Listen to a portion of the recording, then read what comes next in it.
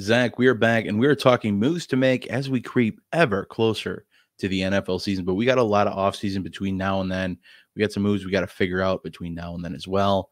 But before I kick it to you, be sure you're leaving a like at home if you're enjoying the video, commenting down below what moves you're trying to make. And if you want help making that many more moves before the season starts, head on over to patreon.com/Dynasty Rewind. Get in that 7-day free trial and see what we, along with our 200+ strong community Discord, can do for your team. And if you want that much more help, check out the roster review option in the pinned comment or the YouTube description box below. But with all that said, Zach, all the promo in the books, let's get to the content that people came for and your first move to make today. What do you got for us? Yeah, so listen, it's typically I'm not the guy that sells the ascending young player, but I think that we have reached peak hype season for this player. And for me, that's Will Levis. So I'm selling high on Will Levis, Bob. Quarterback 21 on keep trade cut. You may be saying to yourself, that's not that high. And it's not. I think it's actually pretty appropriate when you look at the names around him. It's like Kirk Cousins, Michael Penix is in there too. There's some other quarterbacks that I'd actually rather have later down the board, and that goes into this whole thing. But I totally realize that the value on Will Levis can absolutely go higher, but it just as easily can go down. And there's the obvious investment by the Titans to bring every 30-year-old wide receiver in that they possibly could to support Will Levis, older running backs as well, like Calvin Ridley. Would they bring Tyler Boyd, right? Yeah. Tony Pollard in there as well. So a lot of like veteran players that have pretty much capped their ceilings. Plus DeAndre Hopkins is still there. So they brought those guys in. They've made a little bit of investment on the offensive line as well. They went O-line at number 7 overall in the draft, Bob. So they have made investments all around Will Levis. Now, look, Will Levis was actually somebody I was buying last year, not really with the intention of selling. I just never thought the value on Will Levis got to where it's gotten to in the offseason. And look, there's also that part where there's just like the little devil Nate on my shoulder being like, he's a second-round pick. He's not a first-round pick. He doesn't have the team investment. And look, he's 100% right. Nate's right on that, right? When it comes to quarterbacks, being a second-round pick and being anything other than a first-round pick means you don't really have team investment.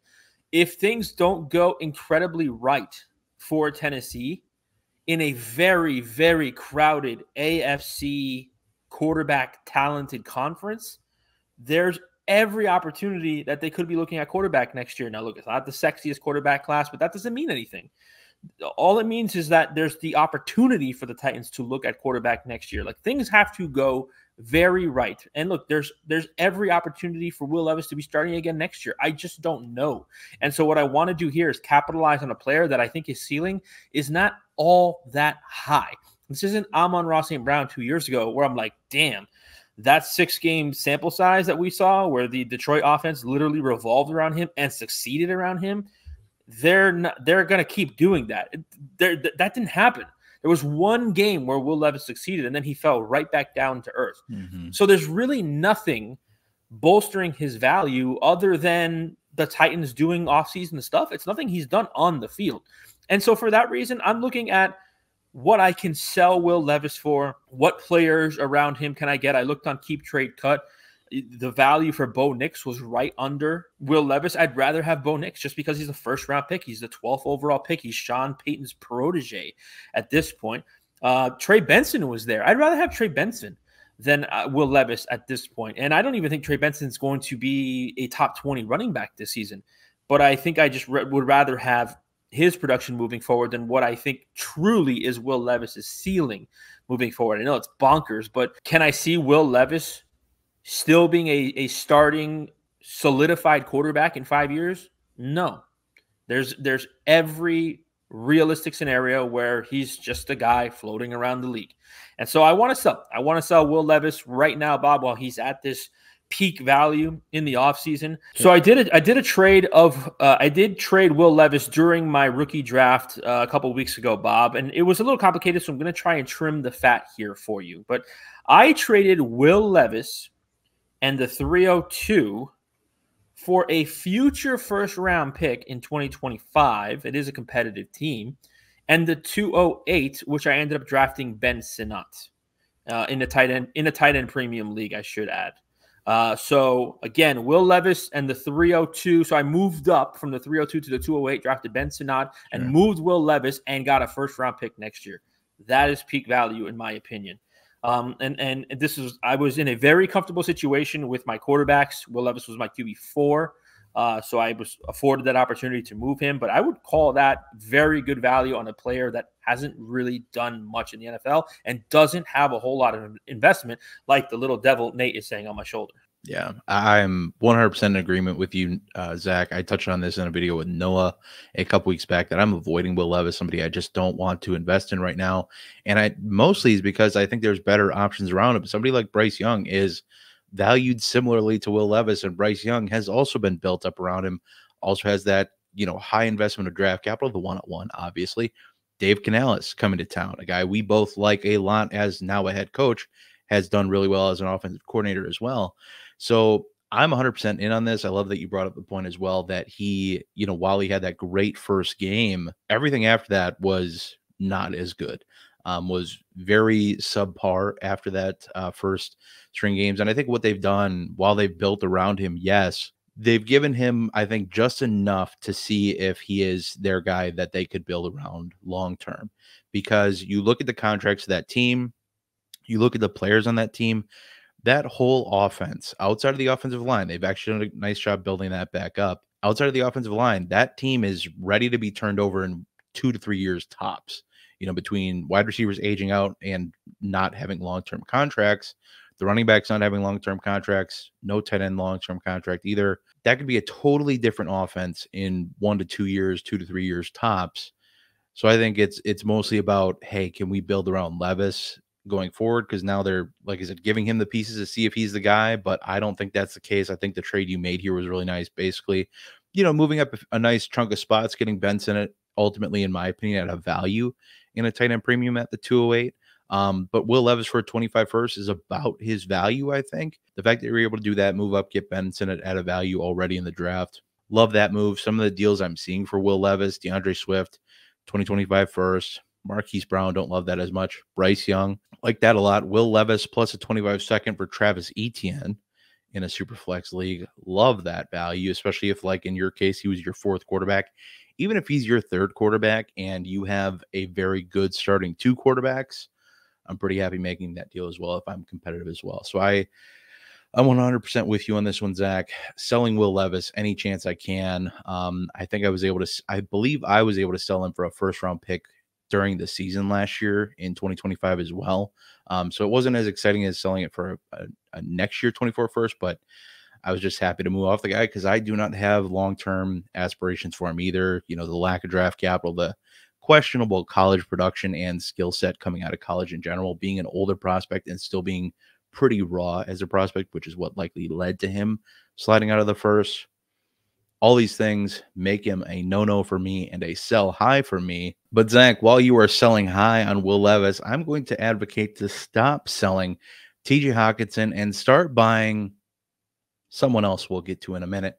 But something we discussed on this channel a ton is it's one thing to sell players with uncertainty, but it's a whole nother thing to sell players with uncertainty at sharp discounts. It's one thing we don't like to do, selling low for the sake of really selling low, just not a process we want to get involved with. So, TJ Hockenson has an injury. We have quarterback questions. So there's uncertainty around him that makes him a bit of a value. You want to solve that problem one way or another. But when we're at this point of selling low, we'd rather solve that problem with an adjacent move. So I'm going to advocate to stop selling TJ Hockenson and start buying in on Evan Ingram if you're a competitive team. If you don't need points from TJ Hockenson, don't sweat it. He's not going to score you points, at least at the start of the season, or he's going to be pretty limited. If you're trying to be competitive, stop selling TJ Hockenson to try to fix the void on your roster. Start buying Evan Ingram instead. This is a tight end who should still be locked into the number 1 or 2 target despite the additions of Gabe Davis as well as Brian Thomas. And on top of that, he's incredibly affordable, which is, always what does it for me. Recent fantasy calc trade suggests a 25 second with a small plus gets it done if you even need that small plus. And examples of that small plus, how small are those pluses? Greg Dulcich, 25 fourth. Good old Kadarius Toney, somebody who I'd absolutely love to get off my roster and be able to get Evan Ingram back in return somewhere or another. And honestly, if you don't have TJ Hockenson and maybe you were not even in the boat to sell him because you don't have him, this is a great time to possibly buy the injury dip if you're not necessarily looking to compete this year, or you already have a low-end tight end one currently that can provide you some production early in the season, while TJ Hockenson can later on provide you that top 5 upside that we've seen from him consistently when he's healthy. So some more recent trades on Fantasy Calc. 25 first gets you TJ Hockenson at least, or possibly even TJ Hockenson plus. Saw one deal where a 25 first got TJ Hockenson plus Zach Moss. I know we're not huge on Zach Moss, but hey, you're getting TJ Hockenson in return as well. Some late 24 first, sending one late 24 first, saw that a couple times as well. And several deals where all it cost was an early 24 second to go get TJ Hockenson. This was several formats, start 9, start 10, start 11. None of them had tight end premium, but an early 24 second is unbelievable that could even happen. Not suggesting that's going to be a realistic value for you to go get him at, but it's just a note to say, hey, you might be able to get him cheaper than you think. And with what TJ Hockenson can do for you, you definitely shouldn't be selling low. Even if you're trying to, get a starting asset to start the year with, I'm going to explore buying cheaper with Evan Ingram. And there's some other options out there. I'm not as huge on Jake Ferguson as some people are, but that's another option too, another cheaper option, similar value range. I think Evan Ingram might be a little cheaper depending on who you talk to, but I could see it both ways where maybe Ingram's the more expensive one versus the cheaper option. But either which way, I'm not selling TJ Hockenson cheap. I'm not selling him at all. I'm trying to buy, if anything else. So that's a double pointed point here, I guess you could say, with not only stop selling TJ, but go buy TJ Hockenson and also buy Evan Ingram if he needs some tight end help this season. Zach, I'd love to hear from you on this one. If you have anything else to add before you move on to your next point. Yeah, I think this is a really good one. Love buying Evan Ingram, somebody, I've been championing the entire offseason. And there's a whole host of names. Like you gave some there. You could throw David Njoku in there. You could throw Kate Otten in there. Somebody I'd throw in there that we discussed the other day, you're not going to like this, Jelani Woods. Just some flyers on tight ends. But yeah, I agree with your point.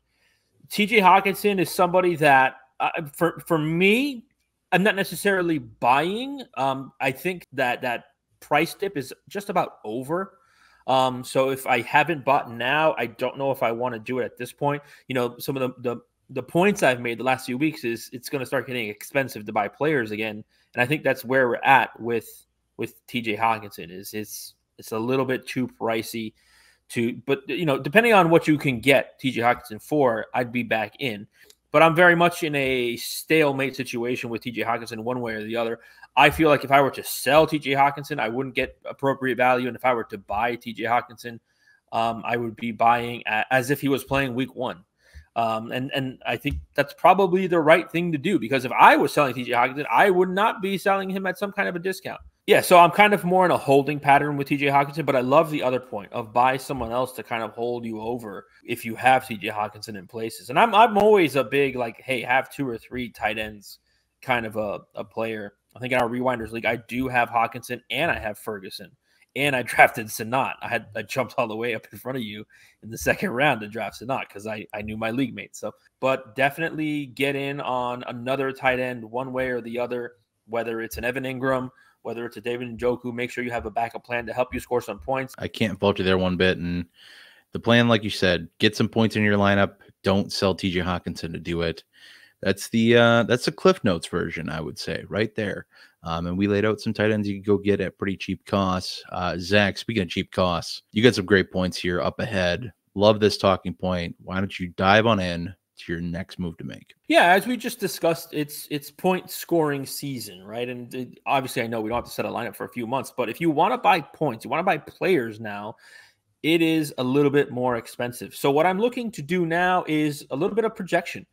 And I'm trying to see where I can get some good deals. Now, look, this is definitely more of a scenario for a deeper league, a deeper roster size, and where I am able to make some smaller moves. And I'll tell you what those moves are. But for me, Bob, I'm taking chances on wide receiver rooms that may not be popular. We can't have everybody can't have the Detroit Lions wide receivers. Everybody can't have the Bengals wide receivers. You can't have all the Vikings wide receivers. You got to have some depth wide receivers that they're on paper, they're not going to sound that good. The wide receivers right now, Bob, are getting paid. They're getting so paid. I think today was Justin Jefferson. Last week it was Jalen Waddle. Jalen Waddle. I mean, in another couple of weeks, it could be CeeDee Lamb. It could be T. Higgins by another team. We don't know. But wide receivers are getting paid. Okay, so to me, that says in our fantasy leagues, that's the position we need to be paying attention to. What the NFL does with draft capital, with money, is what I'm doing with my fantasy team. I've echoed this the entire offseason. I said, hey, look, I don't think the NFL draft is really going to value running backs.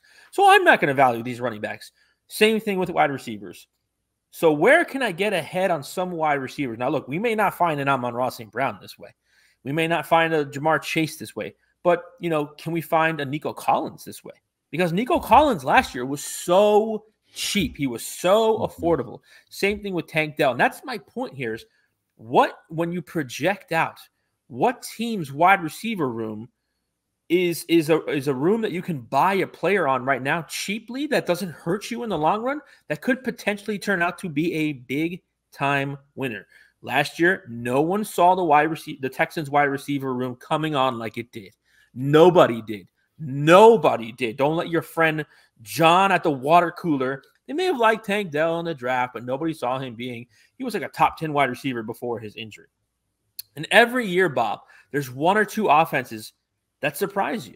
And so who could it be this year, right? And a lot of this has to do with the cost of these players. What did Nico Collins cost you a year ago? Did you have to give a second-round pick to get Nico Collins? Late second, third, maybe. You do like a third plus, right? That's where I would be at. Now, oh, God. Oh, what does it cost to get Nico Collins now? So here's a couple players that I'm looking at and a couple teams that I'm looking at. The New York Giants. It's a very unsexy situation. I get it, Daniel Jones. I totally understand, right? But somebody's got to do something at that wide receiver position. Malik Neighbors there. You ain't getting him cheap, Bob. You know all about that. Nobody's talking about Darius Slayton. Nobody is talking about Darius Slayton, which is odd. And look, I know he's like wide receiver 44, 45 last year. He can maybe be a top 30 wide receiver. And I'm telling you, Bob, he's available in some leagues waiver wires. And that's all I want. That's all I want when I'm doing this practice is I want an opportunity at production. I'm not saying Darius Slayton's going to be a top 10 wide receiver. Please don't take this message away. But I'm telling you, you can potentially get a top 30, top 40 wide receiver for free right now. Another player, look, Jalen Hyatt, same thing, right? You could potentially, I don't know what that wide receiver room situation shakes out to be, but somebody's got to catch passes in that offense besides Malik Neighbors. And here's my dark horse, the New England Patriots. But dang, their wide receiver room, just the talent. Like if you strip the team name on the front and just look at the names on the backs, I love a lot of those wide receivers. I love Javon Baker coming out. I love Jalen Polk coming out as a huge Jalen Polk fan. And I've been a big Demario Douglas fan since he was popping off in training camp last year. So these wide receivers really don't cost you very much right now. I can't see anybody out there asking for a second-round pick for Demario Douglas if they wanted to deal. So it's not too difficult to acquire these players, which is kind of the point. It's kind of the practice here. They're not names that people are clinging on to because they're like, maybe Javon Baker, maybe Jalen Polk. But this is the cheapest that they will probably be unless Drake May just turns out to be the second incarnation of Mac Jones, which I don't think anybody thinks is going to happen. So, again, if you have deeper rosters, check and see it. Doesn't have to be today. Okay, Jalen Polk's still fresh on people's minds. OTAs was a week ago. There's still the news of Javon Baker, his quads. Oh, he looks so good. Wow. Maybe you don't want to do that right now. Do it at some point in the offseason. Maybe some owners are just, they want to move in a different direction. Maybe they want to get a player off their roster so they can pick up somebody off waivers. You don't know what everybody's situation is. So just check in at some point in this offseason on some of these players. See if you can buy low and see if you can jump on. There's going to be a wide receiver room, Bob, that we are not going to see coming. It's going to happen. We can't project, and I don't mean we like you and me. The fantasy community is not 100% on projecting things. And some wide receiver room is going to be way better than what we thought it was. Another one last year was like the Tampa Bay Buccaneers. Nobody thought Mike Evans was going to be another top 10 wide receiver season, right? So you have to go into your crystal ball a little bit here and take a chance. And I'm doing that at a very low risk and a very low cost. And that's kind of the entire point of the practice here is buying wide receiver rooms that may not be popular at the current moment, Bob. Yeah, I really love the Patriots call with Jalen Polk, especially. I like Demario Douglas a good bit too. I'm just, long term, I like Polk as a more sustainable option. Demario Douglas might be really good this year, but I don't think that team has its wide receiver one yet. That could change. Polk maybe surprises me even more than he already has with early second round draft capital. But so I love that call. Giants, whatever. As for cheap players you can get, if you can grab Slayton off waivers, you have deep rosters, you have deeper starting formats as well. Fine with that as well. Not something I'm going to rush out to do, but I get it. I just thought of this one. This one came to my mind, and there's probably higher upside ones, but one that's out there that really makes you want to throw up in your mouth is the Browns wide receiver room. You got Deshaun Watson, hopefully bouncing back. Finally, we'll see if it actually happens. That's something we're very pessimistic on. But you got Amari Cooper, who has continued to impress every single season he's been in the league. Always, well, not always, but regularly shooting above expectations. Then you have this addition of Jerry Jeudy, who did just get a long-term contract. You'd expect him to be more utilized in this offense and more of a focal point than he was for the Broncos, despite them spending a relatively high first-round pick on him as well. So that's just another team out there that I think you could buy Jeudy pretty darn low. And, whether I really want to go buy him, that's another question.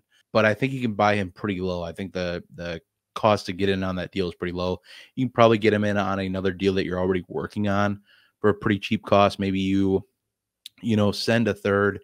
And I'm not saying this is Jerry Jeudy's value, but to help smooth over the deal of you just adding in Jerry Jeudy, you send a third, you get Jerry Jeudy back in a deal you're already doing. So it's not saying that's the exact value, but just something you could do. Not something I love doing personally, but that's a team that I could see having a surprisingly good wide receiver room, because God knows they've just added all of the wide receivers and they're like, well, someone has to not suck out of this group because we have 50 wide receivers come to training camp. Somebody's going to be good. Dang it. Don't know if that's the case, but I really like the Patriots call. That's my preferred call here because of the Drake May. It kind of almost has that Houston vibe from last year because you have the rookie quarterback who C.J. Stroud was undervalued coming into the year last year. Drake May is pretty undervalued coming into the year this year. You had a good enough wide receiver in Jalen Polk. Don't think he's going to be Nico Collins or anything like that, but that's my preferred pick. The Browns was just somebody that came to mind, and like even bringing it up and having to champion it for 2 minutes made me feel pretty gross. So whatever that tells you about the Browns room, I don't know. Moving on to our final segments here, certifying moves to make. We're taking a look at a completed trade right from our Discord. Sometimes we pull from the Discord. Sometimes we pull from the rest of the Dynasty ether out there. Completed trades on either pulled from Fantasy Calc or Dynasty Daddy, one of the two. But we're taking a look at these. Do we like these deals? Do we need to fix them? Appropriate value? And if you want to talk more trades, another reason to pop in the Discord. We break down a bunch of trades as they are completed, helping trades get done in trade advice. Check that out. Pin comment below, YouTube description box as well. Get it on that 7-day free trial. See what we can do for your team. But the first deal I have here, you just asked, how hard is it to get Nico Collins right now? Our buddy Maxwell from the Discord actually went and got himself some Nico Collins on a team I was putting together a roster review for, still putting together a roster review for. That'll be done shortly. If you want a roster review, pin comment below, YouTube description box. But we were able to put a deal together where we moved Tyler Higbee, Jalen Hyatt, who you just talked about, Adonai Mitchell, a 25 and a 25 third for Nico Collins and a 25 fourth. Zach, I don't know about you, but I love this trade. Maxwell sent this over to me, and I actually, oddly enough, told him to counter the original deal. The original deal was he was sending a 25 second and wasn't getting a pick in return. He countered back with 25 third and a 25 fourth and got the deal done. And I'm just like, legend, Maxwell. I love this deal. This is way low value for Nico Collins. There should have been a first included or multiple seconds. Honestly, with this deal, Adonai Mitchell, and I don't even like Adonai Mitchell, is the best asset going across the board, and he's a second-round pick. So for this to go through, and you even get a 25 fourth back, like it's just mind-numbing to me. But Zach, feel free to touch on this. Should go over the formatting as well. It's the 10-team super flex, start 11, so it's a big start size. So it's nice for that other team getting that many assets back, and it is also a 0.75 tenant premium. But Zach, touch on this deal here. Well, it's actually not that many start size because it's only 10 teams. So Sure. in reality, it's 110 starters. You do it the other way, 12-team league, 10 starters, that's 120. So it's actually not that big of a start size. Plus, every team is starting 2 quarterbacks. So, it's only really 9 players times 10 teams. So enough for your math of the day. Yeah, it's just a great deal, man. I mean, I think you said everything that needs to be said. I'm trying to find the angle where it makes sense for the other owner. Tyler Higbee, I mean, devastating knee injury. I can't see Tyler Higbee ever getting back to what he was. I don't know.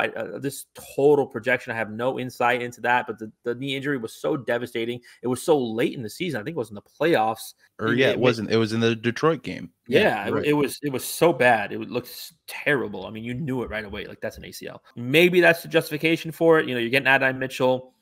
Maybe this guy is trying to do what I'm saying by buy Jalen Hyatt. But when I say buy Jalen Hyatt, I say don't do it at expensive cost. And Nico Collins is a very expensive cost. So great deal for Maxwell. This trade really only makes sense looking at it from one direction, with all due respect. Yeah, and unless you have to be probably pretty high on Adonai Mitchell for this deal, and you have to be pretty low on Nico Collins, who when this deal had gone through, Nico had just gotten paid. So this deal got done when Nico had gotten paid and invested again into. So like I said, you have to be either really high at Adonai Mitchell, maybe Jalen Hyatt as well, or really low on Nico Collins. There should have been a first on this side of the deal. And Maxwell, that's a rebuilding team that we're working with too. So the fact that he was able to, as much as I don't love consolidating assets on a rebuild, this was too easy of a deal to just get done and do. So shout out Maxwell for all the support and a great deal getting done. We will move on to the second one here. And this one's interesting. I think the value is okay, but we'll get into it. DJ Moore for a 26 first round pick and a 26 second round pick in a Superflex 12-team PPR, one tight end premium start 10 format. It's okay for DJ Moore for 1 year. You're basically getting him for free, which is cool. Actually, even longer than that, honestly, but sending a 26 first and second for DJ Moore. Zach, how do you feel about this one? I'm torn on that one. It feels pretty fair in terms of the value. It's just DJ Moore is somebody I've been moving off all offseason. And if this is my own first round pick, you know how I feel about that. You know how I feel about moving off my own first round pick. I don't want to, don't be in the comment section like, you can get it back. Like, okay. You know how much harder it is to get your pick back if teams like if I have somebody's pick and they're trying to get it back, that tells me one thing: they're trying to tank. That's the only reason you want your first round pick back. So I get it. You can look at it that way. Hey, yeah, I'm getting DJ Moore for a year, but I don't think you're getting a wide receiver 1. I know he was wide receiver 6 last year. We do the math. We take away the 150-point game. He was wide receiver 16, which is where he's been his entire career. Now we're adding more competition. I think you can look at this from both ways. I choose to look at it from the I would rather not do this, but I can absolutely respect somebody for wanting to do it because it is a I'm trying to win move. And sometimes you got to do that in fantasy football. What makes it a little bit easier to chew on is it's not a 25 first, it's a 26 first. So it is 2 years. It's 2 years before you feel that. If you're a competitive team, sometimes that's the move you got to make. I am okay with moving any of my first round picks if I feel like I'm going all in for a championship run. I think my biggest issue, if I was selling DJ Moore on this side, I think my biggest issue is not getting a pick till 26. Because you just lose a player for 2 years, basically. And that could be that could be someone's strategy, though. For sure. But it's still a matter of I still don't get any kickback. And I could play with those picks and, maybe move up in the 25 draft using some of that capital, whatever the case is. I'd really like for one of those picks to be 25. It doesn't necessarily have to be the 26. The first round pick doesn't necessarily have to be 25. I'm fine with that being 26. If I can make that second either a rookie that came out this year or a 25 second, I'm pretty open to any of those options. I just don't love this trade as is. Value-wise, as a first and a second for DJ Moore, I think that's fine. I think especially as a competitive team, I think it would be wise to stagger those as well because you're not, losing that same picks from the same season. You're spreading it out. That little bit might be a little bit more helpful to you. As opposed to, drowning your capital for that season. And 2, if you sell that pick and you have that 2 years to get it back. You don't have to get back your pick. You could always, go after a different pick as well. But you could still use that same strategy. Like, I know you're just trying to get a first-round pick because you don't have one. Now I'm going to upcharge you anyway. So there's some strategy and some gamesmanship there. Moving on to the last one here. One of the most traded running backs in Dynasty Fantasy Football right now, Zamir White, was moved in this instance for the 24-111. So you guys like Brian Thomas, Xavier Worthy, Bo Nix is in that conversation. Just kidding. It's a one quarterback, so he's not really in that conversation. Maybe Caleb Williams or Jaden Daniels are in that conversation. Plus 25 second. In a one quarterback, as I mentioned, 12 teams, start 10, PPR, no tight end premium.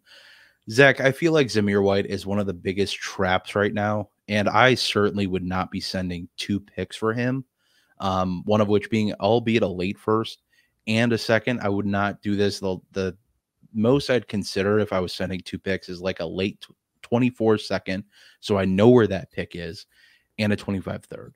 That's the most I could do. I just feel like anytime you have Zamir White with you're sending a first and just getting Zamir White back feels like a massive overpay to me for a guy who is, yes, linked to be, the running back one now and one of the actual leaders, I believe, for somebody to lead the league in rushing, which just seems mind-boggling to me. But Zach, what are your thoughts on this trade? What are you thinking here? Yeah, I'm in agreement with you. 111 in one quarterback leagues, that's Trey Benson, Ricky Pearsall, Xavier Legette territory. I'll take those 3 guys over Zamir White. I get what we're doing there. I understand. I just think that's bad process. You talked about today in our rankings video with Garrett Wilson, where like there was a lot of projection involved, but I'm not doing that for Zamir White. I'm not projecting elite level numbers for Zamir White. I am expecting, relevancy out of Zamir White because he is slated as a starting running back in an offense that seemingly going to run the football. But to sit here and say I'd rather have him versus 2 players, one being a first-round rookie this year, I just can't agree with that process whatsoever. I'll take Trey Benson, and I'll wait a year on that, where he has more job security in a better offense with better weapons all the way around, plus a 25 second-round pick over Zamir White. Again, I'm big on buying opportunity, but I'm also big on buying opportunity at its relative cost. And that, to me, is not a first-round pick plus for Zamir White. What would you spend on Zamir White if you're going to buy? I'd probably start, I'm just shooting off the hip here. Like the earliest I'd go is like the 205, 206 area. Okay. I got to protect myself a little bit. That's where you start to get into the, in a smart league, you'd have Jalen Polk go early second-round pick. I know we did see Jalen Polk go some mid-seconds. That's in super flex leagues, though, so I'm bumping him up because the quarterbacks are falling back. So, that's for your Marshawn Lloyds, your Jalen Wrights. I'd prefer probably Zamir White to those 2 situations, although Marshawn Lloyd, I could see the argument for Jalen Wright. As much as I love my Miami Dolphins, who the heck knows? Day 3 running back, 2 guys in front of him right now that aren't going anywhere the next 2 years, at least it seems on paper. So probably a mid-second round pick is what I'd feel comfortable for Zamir White. Don't know if that gets it done, but I'm definitely not doing like the 111. That's just not happening. Yeah. It's one of those things. Chase somebody else with that similar pick. You can probably, if you can't get Zamir White at that pick, you can probably find another decent enough running back to go get with that pick, and not overspend. Albeit, we know running backs are a little more valued in a one quarterback league, but still at the end of the day, just stick with your picks at this point. Find something else. Go find a better value. Go buy a wide receiver. Go trade one of your lesser value wide receivers for Zamir White instead. Something along those lines. I think it's a lot better way to get it done. And if you want to get more deals done with us, head over to patreon.com/Dynasty Rewind. Get in that Discord for a free 7-day trial and see what we can do for your Dynasty teams along with the help of our community behind us. And if you want that much more help fixing your Dynasty rosters before the season starts, hit that roster view option in the pinned comment below, as well as the YouTube description box. But with all that said, all the promo in the books, Zach and I are going to get the heck on out of here. We will see you in the next one. But until then, I hope that y'all have a good one. Yeah. Do you ever hear Nate talking on your shoulder like I do? I don't think so.